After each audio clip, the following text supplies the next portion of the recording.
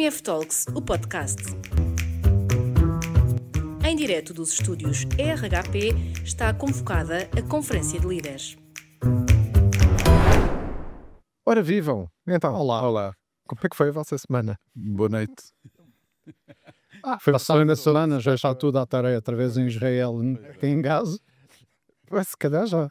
Nós estávamos o nosso tema em que conseguimos entrar já na parte final do episódio passado, era a dispensa em proximidade e a hipótese levantada pela ministra no Congresso da ADIFA da reclassificação. E eu ia pegar mesmo por aí, Nelson. Esta dificuldade em implementar de forma nacional, vasta, séria, a questão da dispensa de proximidade, acha que esta hipótese da reclassificação ou este avanço para a reclassificação é uma maneira de resolver isso e dizer, pronto, então não falei mais em dispensa em proximidade, eles já lá estão. A dispensa em proximidade continua a fazer sentido, não é? Agora, eu acho que tem que se eliminar os problemas que falámos na semana passada. Mas eles aparentemente estão eliminados. Não estão, porque não alguém já tinha tomado. Não sabemos quem paga a distribuição e a margem dos distribuidores, por exemplo, e as farmácias. E isso implica há um modelo para distribuir a ser testado, claro. Exato, mas vai impactar quem? Ou seja, e é o que Miguel dizia, a questão económica continua a ser fundamental. Se nós não temos cuidado no próprio mercado ambulatório, nós vejamos, o colesterol é reembolsado a 37%, a hipertensão a 69%. Portanto, se aqui não há, ou seja, o doente é mais beneficiado se tiver hipertensão, porque paga menos do que se tiver colesterol, e sabemos que ambos são fatores de risco. E portanto, a questão da reclassificação acrescenta aí mais uma questão, que é a comparticipação no hospital e a comparticipação em ambulatório. Não é mesmo, o mesmo medicamento é diferente. Pois. Vai ter o que significa que tem que haver um copagamento, tem que haver um copagamento uniformizado, não é? Pois vai ter. Porque senão vão continuar a preferir ir ao hospital. Claro, porque não pagam. Portanto, eu acho que faz sentido a reclassificação, faz sentido, embora também me pareça, eu não sou um técnico, portanto não posso falar de classes terapêuticas em particular, mas eu acho claramente, desde que avaliado clinicamente, portanto por pares, não é? Por médicos, como o Miguel, e por profissionais de saúde, a título de segurança, e que implica o treino de quem vai administrar, faz todo o sentido reclassificar. Mas tentar garantir isto. E essa é a parte que eu não estou a ver que esteja garantida. Mas podia-se até só passar para os horários. É só passar nos horários. Mas os próprios horários, por exemplo, é questão de segurança. É muito. Por exemplo. Há muito. Ou seja, começamos depois a implicar aquela questão que falámos na semana passada, a responsabilidade clínica. Mas vamos ver, a formação dos farmacêuticos é igual. É igual, ou seja, mas o que é facto... Mas não podia ser formada nisso. Pois. Não, certo, mas é igual. É igual a base da formação de farmacêutico hospitalar ou do farmacêutico comunitário, pois está lá. Depois tem... E para a especialização, a ordem dos farmacêuticos, o setor das farmácias, fez uma série de ações de formação e formou tendo em conta a dispensa em proximidade. E, portanto, as pessoas estão lá formadas, não têm o que dispensar. Portanto, aparentemente, entre pares, incluindo os médicos, esse é um assunto tratado. A distribuição, através da ADIFA, montou também o esquema de distribuição e ele está assegurado. Portanto, temos mesmo só um problema que pode ser económico? Eu acho que é económico, político, e não conseguir antecipar qual é o impacto. Impacto muito positivo ia ter, não temos dúvida. Para o doente, não é? Que acima de tudo é quem precisa. Não sei. Se tivesse reembolso, não falta 100%. Eu digo, mantendo as condições boas que existem no hospital, que é custo zero, e o facto da equidade e da proximidade ser garantida. Portanto, tinha o bom de um mundo e o bom do outro. E isso faz todo sentido. Eu acho que depois há todas as questões que nós temos e que a indústria farmacêutica tem levantado, apesar de concordar com o modelo, quer a Apifarma, quer a FPIA, concorda com o modelo, mas continua a querer ver garantidas a questão da segurança, ou seja, a questão da rastreabilidade, a questão da administração, porque são, na prática, nós também temos responsabilidade em tudo o que é o processo da tomada do medicamento off-label. Portanto, ou seja, se isso estiver garantido e for claro para todos, faz todo sentido. E provavelmente o modelo económico encontra-se, o modelo de distribuição encontra-se, a regulamentação encontra-se, os sistemas interoperacionais, que é outra coisa que continuamos a a não resolvê-los, não é? Porque de facto um hospital e uma farmácia de oficina não têm ligação em termos de software. Já há Como é que se harmoniza? algumas possibilidades. Ou seja, mas desde que isso esteja assegurado, faz sentido. Portanto, os projetos piloto que estão a surgir deviam apresentar as conclusões e deviam tomar. Tivemos, Aliás, já tivemos vários, não é? Inclusive durante o Covid. nas áreas da HIV e etc. Tiveram seus resultados. Já não estamos em época de pilotos. Miguel, diga-me uma coisa: se de facto se avançasse para essa reclassificação, que aliás é comum na Europa, nós temos um modelo que é sui generis, em termos europeus. Mas a Europa Esta coisa dos hospitalares a Europa é estranha, porque a própria Europa não tem modelo uniformizado. Portanto, cada país tem a sua decisão. Se avançarmos aqui, qual é o impacto que pode ter para a indústria? Se algum? Pode ter impacto, como eu lhe digo, económico, mas até pode ser positivo. Até pode ser positivo, não me parece que pode ser mesmo positivo. Agora, a indústria não se rege, embora possa parecer, só por essas circunstâncias, não é? E rege como o Nelson disse, que é a parte de seguranças, restabilidade, quem usa off-label ou não, porque o produto, perdão, no hospital muitas vezes também é usado off-label, mas é meio controlado. Se pode passar cá para fora e ser usado off-label e não controlado, o que é que isso pode gerir? Acha que é um risco? Em alguns produtos pode ser, outros pode não ser. Repare, nós temos já hoje uma utilização, e aliás teve de haver uma intervenção do governo há pouco tempo, na parte da emagrecimento, embora a substância igual, um é off-label, o outro não é, porque um tem uma dose maior é para emagrecimento, o outro que tem a dose menor não é para emagrecimento, é para diabetes. Isso teve que ser regulado, porque já estava-se a usar, teoricamente, off-label não é? Pronto. Teoricamente não, na prática. E o Estado a pagar. Isso o Estado interviu e resolveu, entre aspas, não sei qual é o valor, mas entrada resolvido. É mais difícil, pelo menos, o acesso, isso já percebi que é, pelos pedidos que me chegam, percebi e eu não tenho influência nada, mas há sempre aquela que consegues-me arranjar, que é, eu não consigo, portanto não vale a pena, mas há mais pedidos que havia anteriormente, conseguiam, provavelmente, arranjar de outra maneira. Portanto, hoje dou mais negas do que aquelas que dava, porque as pessoas me pedem mais. Ou pedem a muitos, a ver quem é que dá. Mas o Estado resolveu isso. Portanto, a razão disto não ser implementado é aquilo que eu falei na semana passada. Há algo que nós não estamos a ver e que não está a ser resolvido. Porque a indústria não tem objeções de monta ou facto. Os médicos não têm objeções de monta ou facto, desde que mantenham a capacidade de prescrição e de controle dessa mesma prescrição. Os farmacêuticos e as farmácias não têm. A distribuição não tem. Teoricamente, para o governo deveria ser exatamente a mesma coisa. Só que aí é que percebemos que se calhar não é. E, portanto, quando nós estamos a ver porque é que isto não acontece, acontece por causa da indústria? Não. Acontece por causa da farmácia? Não me parece. Não acontece por causa dos médicos? Também não me parece. Falta um.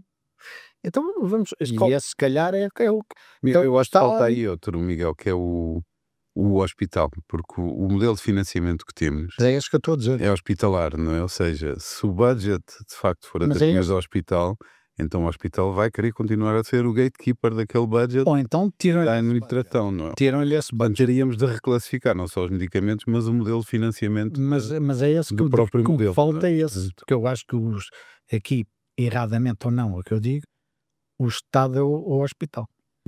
Pronto. E aí é que eu acho que há de certeza algumas objeções, porque acho que mais dúvidas que objeções, provavelmente. Eu hoje tenho no meu budget 1 milhão de euros para esta área terapêutica. Esta área terapêutica é controlada por mim, hospital. Passa a ser dispensado, portanto, o custo de comprar um medicamento, armazená-lo, não sei o quê, é meu. E o pagamento ao ao fornecedor. Esse custo passa, eu continuo a ser quem prescrevo, mas esse custo passa, ou seja, essa operação de pagar e distribuir passa para um terceiro. Portanto, não faz sentido eu continuar a ter 1 milhão. Mas esse 1 milhão dava-me financiamento para outras coisas. Porque como eu pagava há 500 dias, eu conseguia com esse dinheiro lá dentro mexer as coisas de outra maneira. E às vezes até ia buscar negociação comercial mais benéfica, que também me ia dar dinheiro para outras coisas, se calhar até outras áreas terapêuticas assim. De repente tiram-me isto. Mas a dispensa em proximidade que resolveria isso, porque continua a ser, o milhão continua lá, o hospital continua a ser o gatekeeper do medicamento, só tem que fazê-lo chegar a uma farmácia comunitária. Mas Paulo, tem um problema, quem é que remunera depois estes intermediários, não é? Esse é o problema. A classificação não. Tempo logístico. Estamos a acrescentar só mais a falar da classificação. O Miguel estava a falar. Pronto, classificação. parte da distribuição de proximidade é outra coisa completamente diferente. Claro. E essa parte só penso que poderá haver qualquer coisa aí, né? Como é que eu remunero o serviço da distribuição, o serviço da distribuição e de armazenamento da farmácia, no fim de contas. Não, da farmácia, do armazenista. Depois. Não é? Ou seja, não. Quer dizer, da DIFA, que neste caso o transporte, mas o transporte em frio é caro, e eu acho que continua a haver a questão da segurança clínica, da farmacovigilância, que no hospital é fácil, porque essas são as objeções da própria indústria farmacêutica. Pois está, mas está. Acha que a farmácia comunitária não está preparada para isso? Uma coisa é ter 50 hospitais, outra coisa é ter 2.800 farmácias a fazer farmacovigilância. Está preparada, são bons técnicos, são competentes, mas provavelmente não estão a gerir o medicamento hospitalar, ou não vão gerir os doentes que vêm do meio hospitalar como se gera um doente que vem do meio do ambulatório normal que está a comprar. Portanto, ou seja, eu acho que é importante o que implica para nós, e fiz esta pergunta da questão do que é que implica para a indústria. Para a indústria tem esse impacto, porque nós, cada vez que lançamos um medicamento novo, vamos ter que começar não a ter como alvo 50 farmácias hospitalares, ou 80, mas começamos a ter que lidar com 80, com 2.800 farmácias. Acha que essa é uma razão suficiente para que a indústria enverre um bocadinho aqui o... Não. A indústria nunca empurrou, aliás, pelo contrário, facilita. A indústria quer garantir, quando o processo for implementado, não só no piloto, mas esteja efetivamente garantida. A segurança clínica é fundamental, porque em última responsabilidade somos nós os responsáveis. Garantir a monitorização, que o processo é claro e que o medicamento que sai do nosso laboratório chega ao doente e é administrado da forma correta. As questões de farmacovigilância. Ou seja, eu acho que há aqui e depois a questão logística, que é quem paga o modelo logístico está a ser implementado. Porque nós já temos os preços mais baratos da Europa, mais baixos. No caso de uma reclassificação, não é uma questão que se coloca. Na reclassificação não, porque entra no modelo. No caso da dispensa em proximidade, nós estamos a entregar no hospital para depois ser entregue na farmácia. De oficina. Ou em casa. Ou em casa. Poderia não ser necessário. O que significa que estamos podia ser na USF, por exemplo. Mas na prática estamos a acrescentar mais um circuito logístico, não é? Mas também se pode resolver isso, desde que haja comunicação, ou seja, o hospital dá instrução ao logista que vai entregar na farmácia, não chega ao hospital. Porque o hospital faz o preparado para o doente, é uma unidade. E para além disso, faz o preparado para o doente, a seguir vai preparado para aquilo, para botar A, B, C, D. Não, temos muita coisa no meio. Há uns que é preciso preparado, há outros pode ser. É isso. Não é tão fácil como isso. Agora, de você há bocado, o Paulo disse uma coisa que é importante, que é, nos estrangeiros faz. Se nós formos olhar aos sistemas todos que há, cada um tem o seu, tem a sua especificidade. Nós podíamos aprender com um que tivesse a funcionar bem, olhávamos aquilo e fazíamos aquilo. Mas esta especificidade nacional de ter medicamentos hospitalares, nós estamos a falar nos administrados, ok? De termos alguns medicamentos que são hospitalares e outros que são ambulatório, é mesmo... Não há mais. A reclassificação faz sentido. Claramente. Mas pegando na reclassificação, vamos a cada um dos... Ambas fazem, mas a reclassificação eu acho que era mais imediata. Vamos até porque alguns já estão em ambulatório, têm sistemas de comparticipação diferentes. Mas, Miguel, o Estado, que pouparia a longo prazo, por evitar as deslocações, as perdas de dias de trabalho, o aumento da produtividade, Estará preocupado, pois, estará preocupado com isso. É porque Não, não sai. esse não só não sai da saúde, como demora 20 anos. E isto são ciclos de 4, não é? Voltamos aqui. Repare, isto não é um problema português, é um problema mundial, não é? Quer dizer, eu giro a saúde, não giro a segurança social, nem giro o Ministério do Trabalho. E, portanto, não me peçam, para isso devia estar o Primeiro-Ministro, que devia olhar para aquilo e devia tomar as decisões. Eu quero, está bem, não é tão bom para a saúde nestes budgets, mas no total, pronto. E como você diz, os ciclos de 4 anos influenciam muito nestas decisões. Então, que os assuntos são complexos e se não têm um outcome previsível, se calhar que tome outros 4 anos que vier aí, não é? Pronto. Estou a ser um bocado cínico, mas se calhar não estou tão longe da realidade. Eu não vi, não me lembro, mas posso estar completamente errado, de qualquer que seja a cor política estar contra isto. Portanto, se fosse uma questão ideológica, poderia haver isso, não é? Mas não vi até hoje, quer os governos mais de esquerda, quer os governos mais de direita ou mais de centro, como vocês quiserem classificar as coisas, nunca vi uma oposição política, Assembleia da República, ou que seja, nunca ouvi. Nunca ouvi a comunicação social, que também é fazedora da opinião, contra. Não vi as farmácias contra, não vi os médicos contra, com algumas exceções, não vi a indústria farmacêutica frontalmente contra, até é cuidadosa na forma como permite ampliar, não vi todos os hospitais a favor, vi alguns a favor e outros com grandes reservas, portanto nós temos que chegar à conclusão. E os doentes?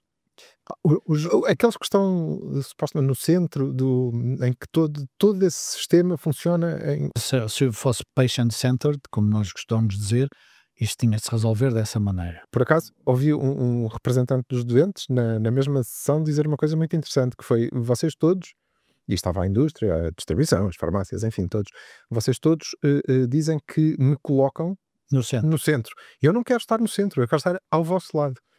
Está bem, mas essa é uma maneira política de brincar. Agora, as coisas são giras. E eles são mas se o doente é a preocupação, nós referimos aqui uma série de entidades e ninguém falou nele. Pronto, sabe o que é? Eu agora vou dizer uma coisa que é completamente louca e que vai soar tão mal. Bora. Pronto. O que é o seguinte? Eu tenho uma desconfiança muito grande dessas associações. Isto é a mesma coisa que a Assembleia Geral do Benfica. 2.000 gajos podem dar cabo numa direção e há 300.000 sócios que não têm nada a ver com o assunto.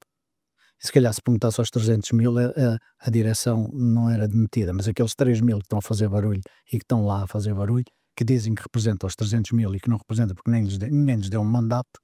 Portanto, mas também são os que se dão ao trabalho de lá estar. Tá bem, mas não interessa, mas porque são militantes ou associativos. E, portanto, quando eu digo eu represento todos os doentes cardíacos, quem é que o elegeu? Quem? Portanto, eu sei que é logo, não gosto nada disso, que eu quero estar ao centro e quero tomar parte das decisões. Quem é que o elegeu? Para tomar parte das decisões e para tomar decisões sobre 1 milhão de pessoas, 200.000, 300.000. Quem é que foi?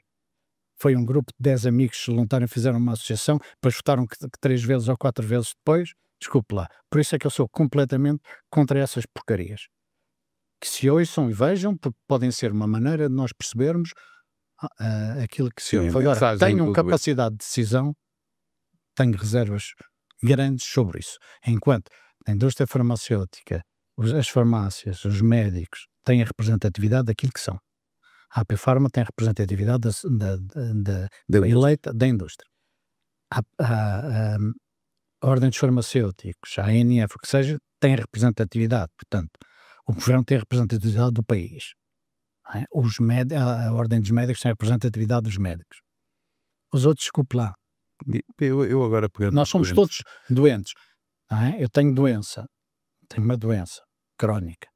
Essa doença, a Associação de Doentes. Nunca me contactaram para nada, nunca perguntaram. É? E representam-me. Representam-me porquê? A propósito. Eu, se calhar, os doentes, não necessariamente todos gostariam de ter um tratamento de proximidade, depende do doente. Eu não tenho um estudo, não tenho informação. Ou depende da distância Nós à demora do hospital. Ou depende provavelmente disso, mas para algumas terapêuticas, por exemplo, os anticoagulantes, têm que fazer medições de INR. Eu tenho a certeza, tenho 2 ou 3 amigos anticoagulados, que eles querem ser tratados no hospital. Mas acho que essa não é uma. Não querem. Mas Provavelmente essa doença iria. essa nunca iria, não é? Ou seja, tudo aquilo que são. Como a administração de antineoplásicos. Sim, ou seja, mas eu Vamos acho passar aqui de bioterapia para ambulatório, não é? eu acho que, e se calhar pegando, eu acho que há vantagens evidentes. Primeiro é o acesso, não é? Comodidade dos doentes, e isso sim, é pôr o doente no centro. Também vamos ser honestos. O modelo de financiamento é claramente, pode ser um risco, como pode ser uma oportunidade. Portanto, não estando definido, não sabemos como é que isso poderia funcionar. Acho que fortalecer o papel da farmácia de oficina faz sentido. Comunitária. Sim. Eu, desculpe, Diga- eu ainda sou da velha escola. Como eu. Ainda, Mas diga-me uma coisa já agora, do lado da indústria, para trazermos um bocadinho para dentro também esta conversa. Qual é que acha que é o impacto daquilo que o Miguel dizia há pouco, de a minha área terapêutica são 50 hospitais, 50 interlocutores e agora são 3.000. Eu acho que é algo eu acho que é algo que, ou seja, implica provavelmente um maior investimento de informação, de formação, de monitorização, da administração. É um Somos nós interlocutor que o novo fazemos. e diferente. É um interlocutor novo para as companhias tradicionais que nunca lá foram, é verdade. Muito. É um interlocutor novo a Muito própria parte regulamentar, porque o processo de reembolso hospitalar não é o mesmo que o processo de reembolso para medicamentos de utilização Nem em as condições ambulatório. comerciais. Nem as condições comerciais. Provavelmente, se fosse total dispensa de proximidade, as condições comerciais eram ter uma oportunidade para a indústria e não para o hospital. Aqui já estamos Vamos na ser honestos, reclasificação até. Já estamos a reclassificar. Portanto, ou seja, eu acho que a indústria tem mostrado que se adapta muito bem a tudo que este mercado de saúde tem trazido. Portanto, para nós começámos a comunicar de forma digital muito mais eficaz, começámos a fazer acompanhamento do doente, do farmacêutico ou de quem administra de uma forma eficaz. É evidente, o início seria provavelmente para nós mais difícil, não é? Porque tínhamos de ter que nos adaptar a um modelo novo e andamos há 30 ou 40 anos a utilizar este modelo. Mas eu acho que ia ser uma oportunidade. O grande risco para o Estado e para a própria indústria era, de repente, o acesso tornar-se ilimitado, não é? Portanto, ou seja, e não havendo um modelo de gestão e pagamento por outcomes, por resultados clínicos, que era aquilo que eu acho que deveria haver para este tipo de medicamentos, como não temos sistemas informáticos que o suportem, não temos normas e claras clínicas para poder medir, portanto, o risco é que o mercado fosse aumentar. O que pode parecer uma oportunidade para a indústria, não é. Porque nós queremos os doentes tratados bem, adequadamente. Portanto, não queremos o off-label, para nós não é promovido. Portanto, nós não podemos legalmente, mas também não fazemos, porque há um risco inevitável para a própria indústria. Portanto, eu acho que iria ser um período inicial difícil, mas rapidamente a indústria adaptava-se. Porque nós comunicamos, não é? Portanto, comunicar com 50 não é o mesmo 2.500, vamos supor. Isso é formas de comunicação E completamente. totalmente diferentes, embora o próprio farmacêutico que administra medicamentos hospitalares, portanto, ou de origem hospitalar, ele próprio já teve formação para isso. Portanto, ele próprio já é diferente do farmacêutico da farmácia. Eu ia dizer oficina outra vez, mas vou dizer comunicar, agora por causa do Paulo, da própria farmácia comunitária, porque ele próprio já está com um aware de algumas questões que ele provavelmente não estaria. Também acha que há heterogeneidade? Sim, acho que há. Nós estamos a partir do pressuposto de que seriam as 3.000 farmácias. Claro, Pode ser escolhido que seriam em cada zona que fosse uma. Num processo de classificação, não. Não, de classificação não, mas de dispensa. Proximidade. Seja 3, 4, 5 ou 6. A escolha é do dever. Não, que estejam bem treinadas e que tenham os processos todos. Deixe-me Em primeira e segunda ordem são todas neste momento. Sim, está bem, mas As que aderirem ao esquema de dispensa em proximidade Mas são eu falo uma medicação nova. 3.000. Eu falo uma medicação nova, quer dizer, tenho uma forma de administração nova. Pelo que diz agora, Portanto, implicavam treino da nossa parte. claro. não, eu acho que não, era muito rápido. Formação. É muito rápido. Não é, Miguel? Eu tenho um medicamento hospitalar e agora permitam-me que é da administração, portanto, é a utilização hospitalar e ambulatório, portanto, nos dois casos, portanto, com a falta de equidade que há no próprio modelo, Com e que tem um participações modelo diferentes. com participações diferentes e que tem um modelo de administração em que se tem que juntar em 2 seringas numa só para poder administrar. E tem uma técnica do próprio medicamento para doença oncológica. E nós, uma coisa é trabalharmos a nível hospitalar. Quando chegamos à parte da utilização a nível do ambulatório, portanto, já voltou à oficina comunitária, portanto, à farmácia comunitária, há ali um obstáculo, porque de repente começámos a ter que treinar também quem o faz fora do hospital. E para além da questão financeira, obviamente é relevante, porque nunca são medicamentos que custam 2 euros, não é? Como a maior parte dos nossos medicamentos, para nós implicou que tivéssemos que reformular um modelo de acompanhamento de quem administra. E de repente começamos a ter muitos enfermeiros, começámos a ter alguma má administração. Enfermeiros nas farmácias? Não, curiosamente enfermeiros em locais especializados, em centros de enfermagem e tudo o resto que o fazem. Nas farmácias que eu tenho conhecimento, não, mas provavelmente até acontece, não faço ideia. Não sei, se não o próprio farmacêutico pode administrar injetáveis, portanto também pode fazer. Portanto, ou seja, não sei, não tenho ideia. Mas de repente começámos a ver algo que não acontecia, que era, tínhamos 50, 40 e tal hospitais que utilizam o medicamento, e agora começamos a ter que formar, criámos um vídeo, mas adaptámos-nos, ou seja, não foi um obstáculo, pelo contrário. Eu acho que foi uma forma de voltar a refocar o doente, e neste caso o técnico de saúde, para o profissional de saúde, para a necessidade da formação.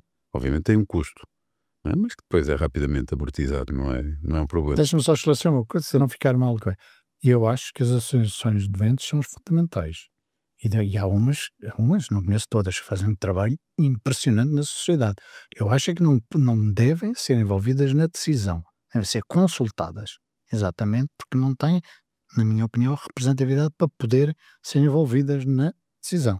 Consultadas, sim, porque aliás até sabem uma data de coisas que mais ninguém sabe. Mas é isso, ou seja, é preciso chegar claro, porque há umas, por exemplo, a de diabéticos, que é aquela que eu trabalho, Sim, fantástico. impressionante, fantástico, que é do melhor que há, substitui-se ao Estado, melhor até em todas as coisas, pronto. E é lógico que é muito ouvida. Há muitas decisões que provavelmente a opinião dessa associação determinou a decisão. Agora, não devem, como alguns defendem, que têm que entrar no processo de decisão. Se eu sou contra, porque acho que não tem a representatividade, ou seja, não há uma representação legal.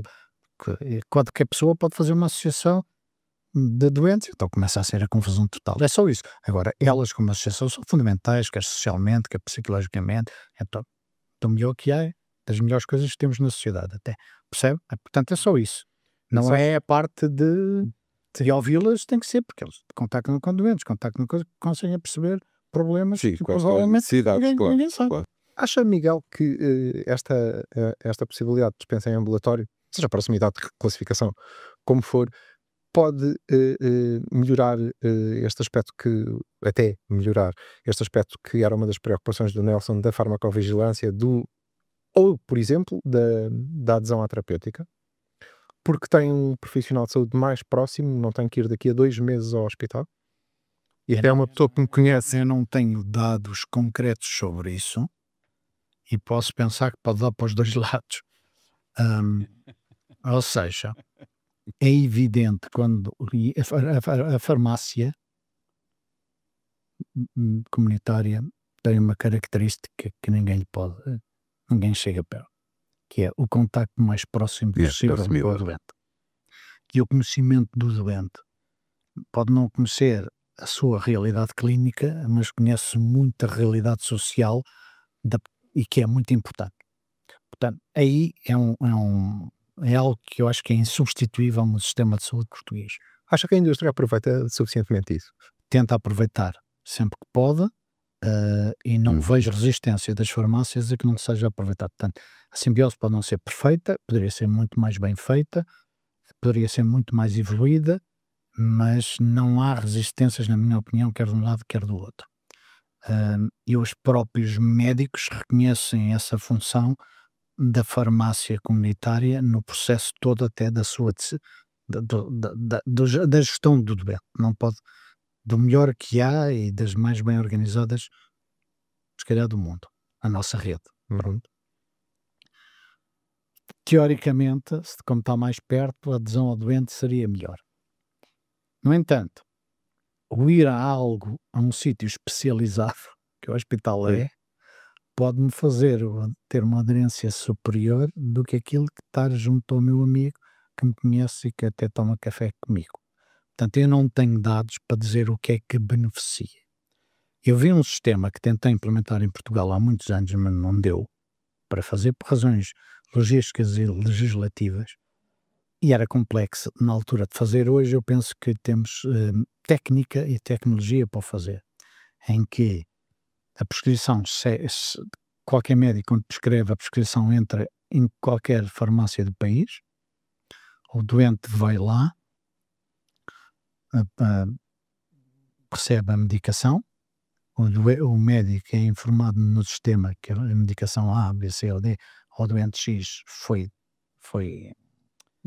enviada e se o doente quiser ou não quiser, portanto tem que dizer à farmácia, se disser que sim, há um sistema que pode ser paralelo e pode ser misto entre a indústria farmacêutica e a farmácia e os médicos, e o sistema era misto entre farmácias e farmacêutica não com médicos, pronto, um sistema que eu conhecia, em que há um acompanhamento pessoal a esse doente, feito por farmacêuticos, que foram 3 dias depois, olha, começou a tomar, teve algum efeito secundário, está tudo bem, está a tomar bem, aos 15 dias voltam a telefonar, e aquilo tem um protocolo, ok? E essa informação é metida no sistema e o médico pode aceder quando quiser. A farmácia também pode aceder quando quiser, não é? Pronto. Isso será um sistema paralelo em termos informáticos e para uma conta É um sistema. Não, isso é optimizar aquilo que já existe. Era só fácil. Pronto. E criávamos um posto de trabalho para farmacêuticos que faziam esse contacto, não é? que eram seus. E que eram, sim. Eram indústria. Não, podem uma entidade separada completamente, mas que seja suportada pelas duas áreas. O Uber da... processo mal por separar. Isso controle qualidade. Controle qualidade. E eu via funcionar. Inclusive via funcionar num país em áreas impressionantes. Por exemplo, na diabetes, eles pediam ao doente para lhe dizer, diga-me lá como é que foi o seu controle, ainda era às fitinhas, hoje já não é, mas é às fitinhas, e indicava-lhes, porque era um programa de seguimento, indicava-lhes maneiras de cozinhar nesse telefonema, dizia, olha, se calhar então você o que tem que fazer é isso. E havia uma newsletter, se a pessoa quisesse, que vinha dessa entidade para o doente. Portanto, era fechar o círculo e todo o círculo, ou seja, os médicos, a farmácia e o doente tinham todos a mesma informação. Pronto. Funcionava, era pago, como? Era pago pelas farmácias e pela indústria farmacêutica. Portanto, o governo não pagava. E o que é que isso aumentava? É lógico que já fazem isso porque são três a calcular. Não. Fazem isso porque o outcome final é muito mais forte. Financeiramente era bom para os dois, ou seja, a compliance aumenta e é bom para os dois lados, mas é bom também para o doente e é bom para o médico. Pronto. E é bom para o país. Para todos, pronto. Portanto, aquela coisa, era para ganhar dinheiro, não. Era para ter um outcome final melhor e era mais controlado. Controlava-se fraudes também, porque dessa maneira conseguia-se perceber, mas espera aí, você, e eu vi um caso desses, desculpe lá, você, na semana passada, noutra farmácia, você viu um anti-inflamatório, agora está-me a apresentar outro anti-inflamatório, desculpe lá, são médicos diferentes, não sabem, eu vou contactar o seu médico que lhe prescreveu agora se quer manter esta prescrição ou se sabe que está este anti-inflamatório ao mesmo tempo. Está a ver já fazia reconciliação terapêutica pelo meio, vê? Muito bem. Que é um sistema que hoje, na altura, não se conseguia implementar bem, exatamente pelos sistemas informáticos, estou-lhe a falar há 30 anos, os sistemas informáticos tinham dificuldade muitas vezes de fazer estas conexões. Não, é normal. Eu teria que ser convencido é que todos tivessem o mesmo sistema informático. Como vê, é quase impossível. Hoje não. Hoje os sistemas mesmo diferentes podem falar entre eles. E há programas de fazer falar. E hoje com a inteligência artificial, então, eu conseguia ir muito mais longe. Portanto, repare que há muito a fazer nesta área, que pode ser feito. E que há tecnologia e técnica para fazer.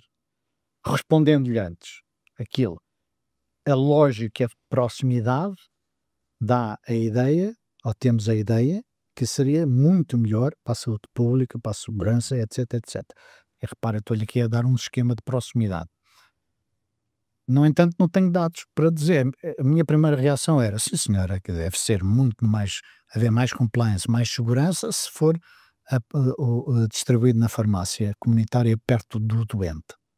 Eu digo que sim, mas não estou a especular, porque eu não sei a diferença. Parece-me óbvio, mas se calhar o ir a um centro especializado, receber a medicação e nada, pode até ter diferente, mas sempre que for o mais próximo, o próximo possível, eu acho que sim. Muito bem. Uma vez que estamos todos de acordo, vamos proceder. Não, Nelson, alguma coisa a acrescentar? Podemos, quer dizer, fechar o tema, não fechamos, aparentemente fechamos, toda a gente vai está de continuar. acordo, mas as coisas não acontecem. E, portanto, vamos continuar. Eu acho que agora é juntar as conclusões de todos os pilotos que já foram feitos. Já não mais pilotos. Já não, é juntar, e de facto eu acho que era muito melhor, os grupos de trabalho que também já existem, e existiram vários, juntarem-se as conclusões, e depois, de facto, falávamos há bocadinho do Alqueva, que andou 50 anos, o aeroporto anda 50 anos, para tomar uma decisão, depois alguém que tome uma decisão. A senhora Ministra parece-me que quer tomar uma decisão, mas haja alguém que tome a decisão, porque parece-me, independentemente se é feito de uma forma ou de outra, desde garantidos alguns passos, acima de tudo o acesso, a comodidade e a equidade para o doente, que é aquilo que provavelmente nos interessa a todos que estão envolvidos no processo. Está pronta. E a indústria está pronta, portanto, desde que estejam garantidos aquilo que eu falei no início, que é mais uma vez em prol do doente e em prol da própria cadeia do medicamento. Portanto, eu acho que agora há haver alguém que toma a decisão e que produza a legislação necessária. Muito bem. E o que é que vamos fechar, não é? O que é que vamos dizer a estas pessoas que têm a paciência de nos ouvir, que podem fazer durante o mês de novembro? Eu, curiosamente, não tenho nada. Não há novembro. Festas da Luís. Dia 11 de novembro, como castanhas. E água-pé. É água-pé. Castanhas e água-pé. E curioso, quer dizer, tenho um mês de novembro em branco. Não, mas há uma coisa importantíssima para o Nelson. É em novembro. Eu faço anos. Dia 1 de novembro. Dia 1 de novembro. Uau! Ele nasceu com os mortos. É dia Todos Santos. Lamentável dia, estão enganados. Os mortos, dia Todos Santos é dia 1, dia de 1 de novembro. Os mortos é dia 2. Portanto, eu nasci no 1. E terremoto em Lisboa em 1756. Ora, todos os santos não chegaram. Bom, pai, difícil. Já temos música para acabar este episódio. Não, tenho que é importante, e olha, e para o Nelson é muito importante também, para a empresa dele. Novembro é o mês do homem, da doença. É o mês do bigode. É, do bigode. Não, isso eu vou pôr, não é? Nós oferecemos os bigodes falsos. É para a urologia, não é? Portanto, ou seja, todos nós na empresa. Não é isso. A doença é o mês da doença do homem. Do homem, exatamente. E, portanto, eu acho que, como médico, mas também de indústria e preocupado, os homens têm uma ideia de super-heróis, não é? E tem que ter um bocadinho mais cuidado, porque há doenças que são complicadas, que mesmo que não sejam às vezes tão mundanas como outras, mas que influenciam, além da saúde física, a saúde mental dos homens de uma forma interessante e que é preciso ter cuidado. Portanto, é um mês em que nós... Interessante para não dizer outras coisas. Lixada. E que altera muito, quer a capacidade de trabalho, quer a capacidade de relacionamento. Acho que seriam evitáveis se são tratadas muito cedo. Tratadas de efeito. Nós todos, e dizemos sempre que, dependendo do perfil genético, se deve fazer uma colonoscopia para prevenir o câncer do cólon, mas deve-se fazer regularmente, o homem deve fazer um screening da próstata, pelo menos, para saber se as coisas estão bem, porque a evolução é normal. Há um patologista clínico americano que diz que se fizesse uma autópsia a toda a gente que morre, com homens com 85 anos, provavelmente tinha perto de 99% deles estavam com cancro. Não morreram desse cancro da próstata, mas morreram de outras coisas. O que quer dizer que todos nós temos uma degeneração celular, homens, e que podemos evitar. Há produtos e há formas terapêuticas avançadas hoje em dia que permitem que pelo menos não seja dessa forma que tenhamos uma pior vida. Eu acho que o mês de novembro, a sugestão que eu dou aos homens é que tenham atenção e olhem para essa área, e às mulheres que forcem os homens a ter atenção nessa área, porque parece que é daquelas coisas e tal, somos mais muito ligeiros essa questão, e não é nada ligeira em termos de impacto social, porque querem trabalho, querem dias de não trabalho, querem em maus relacionamentos, e ir por aí fora. Nós temos muita mania, e contra mim falo, eu fiz o primeiro teste PSA na minha vida aos 58 anos, não é? Quer dizer, é uma burrice total. Tudo bem, está tudo bem, não tenho problemas, até hoje, acho eu, mas é uma burrice daquelas que é verdade. Tenho uma sugestão: sigam os prémios Almofariz, que esses são a 21 de outubro. Em outubro, pois é. Ainda não estranho. Não estão lá. Podia haver coisas melhores também lá nomeados para os prémios, nomeado produtos da Java Recordado e tal. Mas o grande lançamento da Carmen Narini fez depende mais de vocês e dos farmacêuticos do que de nós. A verdade é essa, não é? Mas lá chegaremos. Mas para mim, o mês de novembro, a sugestão para novembro é ter muita atenção. Doenças do homem. É uma boa sugestão. E a brincadeira do bigode, quem esteja a dar o bigode. Eu acho estranho ser o bigode aquilo que determina os homens, mas Bora que nunca teve bigode. Nem eu também, acho que nem tenho. Mas pronto, vamos dizer. Mas eu também, a sugestão que eu dou é que as mulheres também usem bigode nesse mês. Como foi? A sério, tínhamos que chegar aqui. Não, vamos fechar. Adeus, meus senhores. Muito obrigado. Na minha terra. Adeus. Até para o mês. Muito gosto.